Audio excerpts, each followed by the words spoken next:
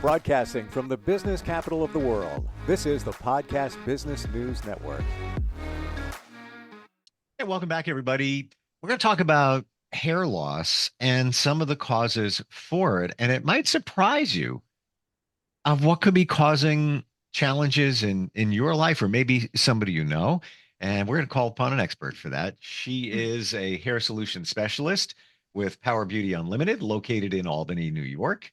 Helps people all the time with their hair challenges and also those who need uh, hair pieces, wigs, and all of that. Great to have her back here. Valrie Alexander is here. How's it going? Great. Thanks for having me again, Steve. Thanks for being here. You've enlightened us so much in terms of what is available for those with challenges involving their hair, but just learning, like learn so much. Today, nutrition. We're going to start there as it looks with your hair. I've often heard that there is a connection. Tell us more. Yeah. So there could be, when you're dealing with nutrition, a lot of us don't know that we could be deficient in some nutritional values within our bodies. And a common cause of hair loss comes from, lack of the proteins, vitamins, and nutrients that we need. Especially, and I want to touch on vegans because I recently, over the last year, became a pescatarian. So I stopped eating, red meats and things like that. And I only eat fish, vegetables, rices, and, beans. But if you are a vegan, there may be some chance that you will experience some hair loss due to, the protein that we need from animal meat. So when we're not getting that, that could be a deficiency that we have with protein. Also, we have vitamin B12. And it's important because it helps the cell production in our bodies and also, on our scalps to regenerate. A big one is vitamin D deficiency, and someone wouldn't not necessarily have any symptoms of vitamin D deficiency. So we always recommend that our clients get blood panels from either the dermatologist or either their primary care doctor just to see what those levels are at. Because vitamin D, we need that. We get it from the sun. And, we need that for our cells and things like that, synthesis and things like that. Can I share with you last summer, Mhm. just had routine, lab tests, and they identified I was so low in vitamin D, like the Wow. lowest they've ever seen. So gave me a prescription for that. And I've labs coming up in a couple of weeks just to, double check. Mhm. But as I learned it, to your point, that vitamin D also helps us metabolize other vitamins and minerals. It's not Yeah. just the vitamin D. And I was experiencing, and that's not why I went for the labs, but when I traced it back, I was kind of like brain foggy, just like a Mm. little, like feel weird, like just off, something like weird. Um, Mhm. and once I took the prescription of vitamin D, which was like 50,000 units a week, just one shot. I don't mean a shot. Yeah. I mean, just take one pill once a Yeah. week, and that changed it. I felt so much better. So yeah, to your point, you might not even know that you're lacking something, and I had no idea that that could inhibit hair growth or holding on to your hair. Yeah, Wow, exactly. And, wow, iron is a big one, especially with women who are kind of dealing with heavy menstrual cycles.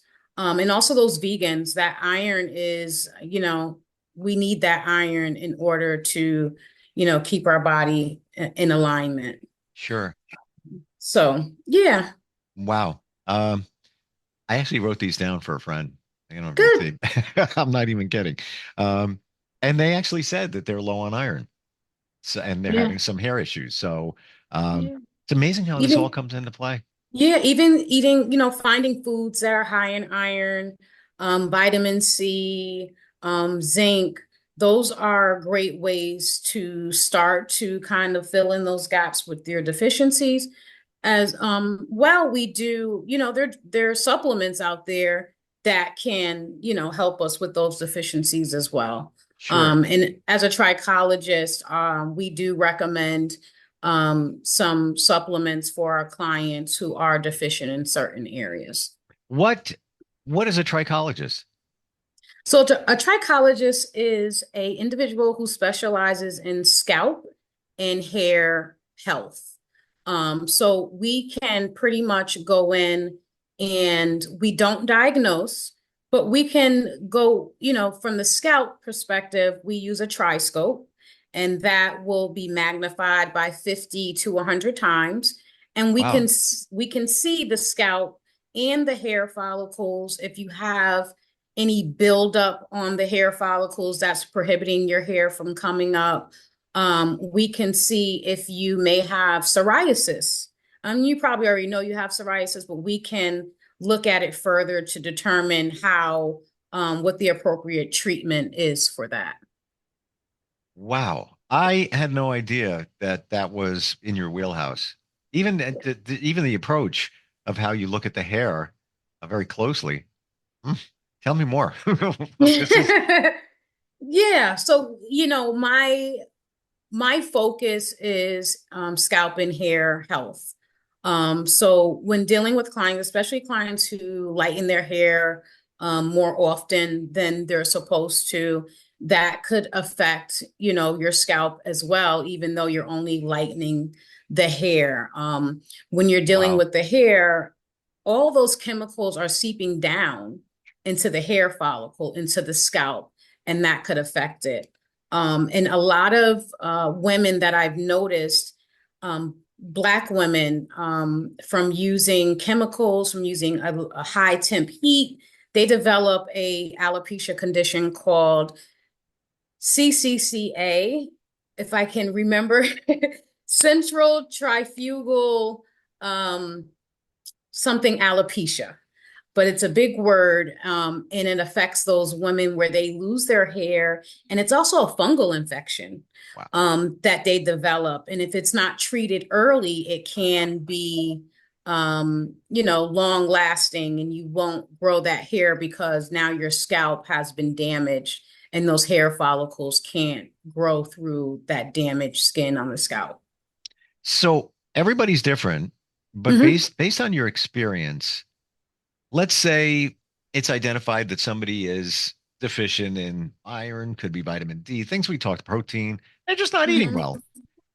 Yeah. And now they figured it out, maybe with your help. They Mhm. changed their diet, taking supplements. How long do you think it would take before their hair is back on track? Maybe they're not losing as much anymore. Mhm. What do you think? Again, everybody is different, but Yeah. basic. But generally, individuals, who are actively doing treatment will see results in about maybe 2 weeks, but I give it 4 to 6 weeks to Okay. actually see some results. You may see some, you're not thinning that much anymore. When you're brushing, you may not see that many hairs. So Hmm. it's all about the patient and how they're doing their maintenance at home. Because I can do what I do at the clinic, but when you go home, you still have to maintain that treatment at Sure. home so we can have a good result. It's amazing how, and we've always knew that we need to take care of ourselves, proper nutrition, sleep, and all of this. But it's amazing how it just spreads out to all different things, including your Yeah, hair. yeah, exactly. Hmm. Wow. Um, you talked about trichologists. Am I saying that right? Correct. What can we expect when we go see one? Any other things? I mean, you talked about looking at the hair very closely, Hmm. maybe under some kind of device like a microscope, but Hmm. what else to be expected? So what's to be expected when you come in for a consultation with me is, first we're going to do an intake form, and that intake form is usually sent before you come in. So I'm going to look at your medical history, and things like that. Um, After we go through that consultation process where we find out more about your background of your family. Maybe you have some male pattern baldness, in the family. It doesn't Mm. have to be directly your father. It could have been your grandfather or your great grandfather or your mother, who had male pattern baldness. So we kind of talk about the genetic factors, and during that process we try to rule out a lot of things so we can determine how we can treat that specific client, because every treatment is, kind of tailored to them. Um, After we do that, we do a tri-scope. And like I said, we go in, we look at the scalp, we look at the hair. And sometimes I will do a scalp treatment. And that just involves some manipulation of the scalp. That involves some herbs, that involves some natural things that we could use on the scalp to stimulate those hair follicles or even clean the scalp. If that's a recommendation I make, that's what I do. And it's called a Japanese hair massage treatment. So there's specific techniques that I use to go in and try to stimulate those hair follicles so that patient can have a good outcome. After that, we talk about options. Some people may come in and they have hair still. They're just concerned about thinning areas of the hair. So I would recommend a treatment which may include the low light laser treatment. And you would sit under that for 30 minutes. We would go in, we would cleanse the scalp, we would put those topical treatments on. And then we would, if that person doesn't have hair, let me back up. That person doesn't have hair, or the hair is not going to grow back, then we would recommend a solution. Question. Mhm. Shampoo. There's so many different ones out there. I always wonder, can I buy the the cheaper one, if you will? Mhm. Are they all basically are the same, or you really got to be careful? You have to be careful, because there may be some chemicals, a lot of things that we eat and that we put on our skin and our body. There's chemicals in there we can't pronounce and that are hazardous to us. So when you're thinking about shampoos, we want to think about no sulfates, no parabens, um, and kind of a clean shampoo, a natural shampoo, because there are a lot of shampoos out there. Over the last couple of years, there's been news that some of these companies are causing people to lose their hair, Ay. because of those chemicals that they put in it. Would it be would it be just as effective to use, let's say you have, regular soap? Mhm. What is shampoo doing? Releasing the oils, releasing, dirt and debris and things like that. Wouldn't Mhm. soap just kind of do the same thing?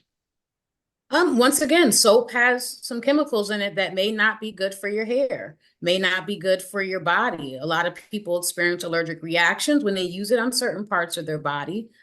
So you want to be careful, and you want to look at the ingredients in those soaps, Wow. um, and research how they could affect your skin and your hair.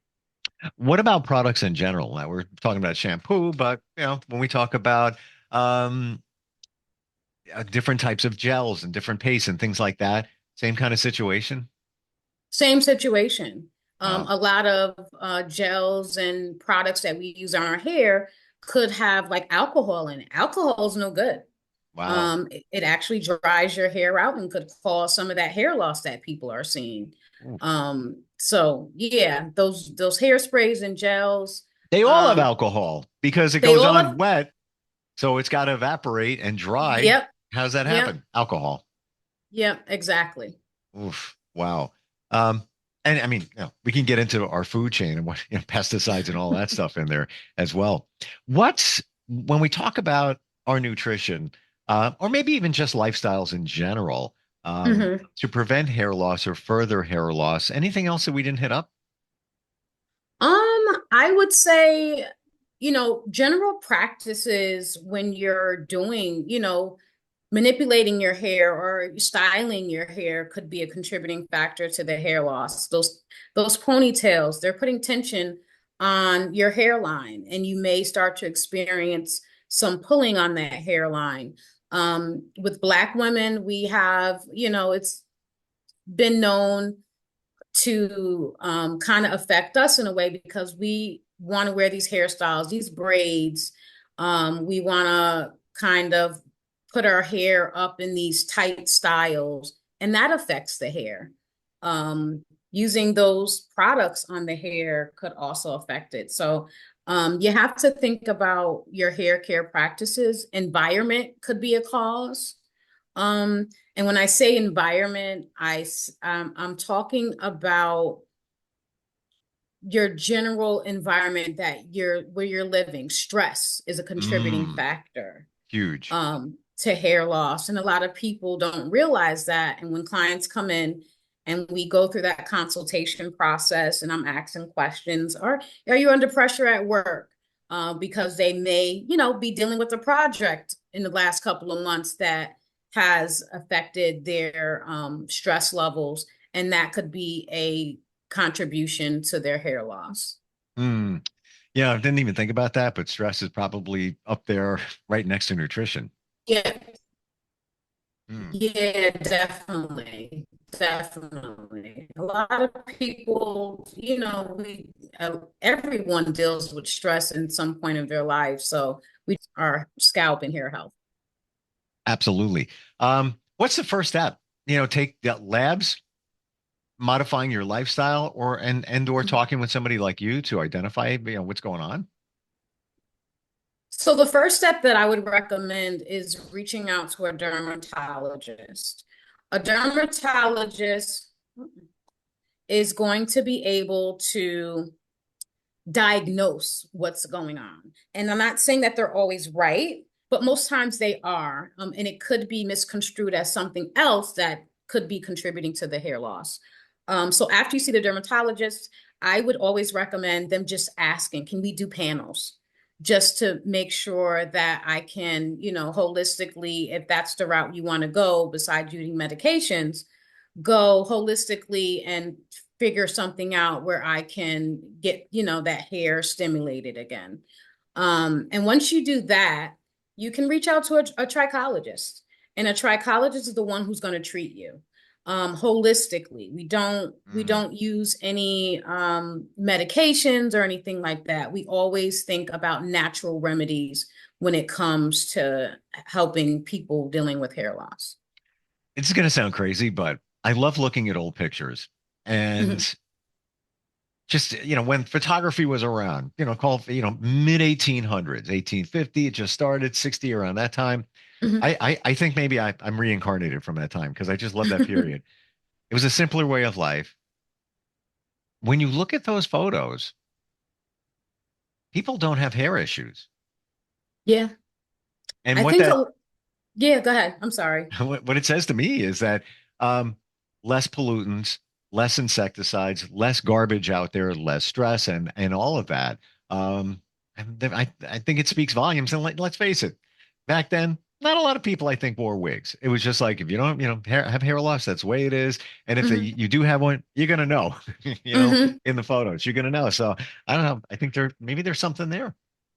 Yeah, I think it has a lot to do with the evolution of the world and how we perceive things and what we make a priority when we're talking about the world in general, especially pollutants, especially, the environment, stress levels, and how we're helping our communities deal with these types of things. Nutrition. I know probably back in those days, they were growing their own food, Yes, perhaps. So right. it eliminates pesticides and things like that, and we get the nutritional values that we need. That's where I'm going with that. Yeah, Yep. 100%. And we don't even know what's in our food supply. I honestly, I don't want to know because it would be, Listen, it is what it is, unless, yeah. organic. And then, you wonder how safe that is. Valerie, what's the best way? You're in Albany. Mhm. Obviously, your work is done there. Can't do it virtually. But if somebody has questions as well, no matter where they are on the planet, all of the above, how do they find you? Um, First you can reach out to me, support at powerbeautyunlimited.com if you have any questions. My website is powerbeautyunlimited.com, and that's where you can schedule that consultation. As I stated before, I do travel. So if you would need me to go somewhere, I can kind of help you out with that.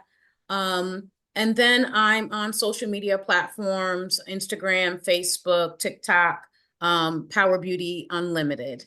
That's me. .com, right? Oh, wait, Nope. on social, that's your Social handle. media, yeah. Got it. PowerBeautyUnlimited.com is the website. Thank you for being a resource for something that a lot of people don't like to talk about, don't want to face it, but it's a way of life, and we got to deal with it. And I learned something new. Trichologists, I had no idea that is part of what you do. Thanks for being here today. Yeah. Very much No appreciate problem. it. Thank you for having me again. Thank you. We'll be right back.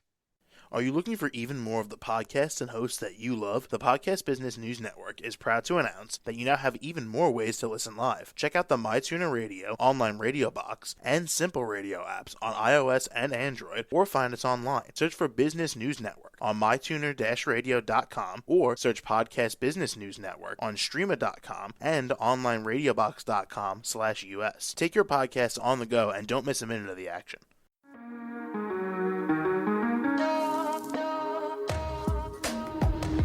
Broadcasting from the business capital of the world, this is the Podcast Business News Network.